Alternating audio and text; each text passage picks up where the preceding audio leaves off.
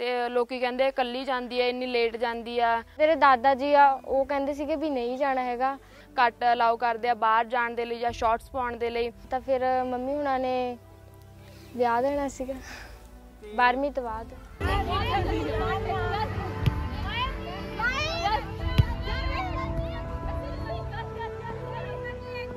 Football मेरा passion है। जो मैं फुटबॉल मेरा जुनून है। मैं 11 साल की थी जब मैंने खेलना शुरू किया। फिर मैंने मकामी, रियासती और फिर कौमी सतह पर खेला और मैच जीते। लड़की होने की वजह से ये मेरे लिए आसान नहीं था। मेरे लिए अपनी फैमिली और वालिदैन को मनाना आसान नहीं था। लोग लड़कियों को बाहर जाने या शॉर्ट्स नहीं पहनने देते। मेरा घर ग्राउंड से ज़रा दूर है। लोग कहते थे कि अकेली जाती है, इतनी देर से जाती है। वो कहते थे कुछ हो जाएगा, मेरे साथ किसी को जाना चाहिए। रास्ते में कुछ भी हो सकता है, ग्राउंड नहीं जाना चाहिए। कभी कभार रास्ते में लड़के खड़े होते हैं और वो गलत किस्म के जुमले कसते हैं। इस तरह के कुछ चैलेंजेस का सामना किया है। मैं अब तक 2 बार नेशनल लेवल पर खेल चुकी हूँ और अब तो मेरे घर वालों और इर्द गिर्द के लोगों को भी लगता है कि फुटबॉल में कुछ है। पहले ये सोचती कि सिर्फ पढ़ लिख कर ही कुछ बन सकते हैं, लेकिन अब तो मोहल्ले की चंद लड़कियां भी ग्राउंड आने लगी हैं। वो कहती हैं कि अगर बाजी खेल सकती हैं तो हम भी खेलेंगे।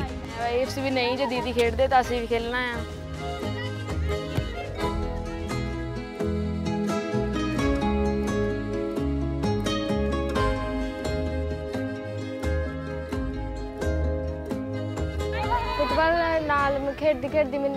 फुटबॉल खेलने से मुझ में ज्यादा एतमाद आया है। पहले बात करने में शर्म महसूस होती थी।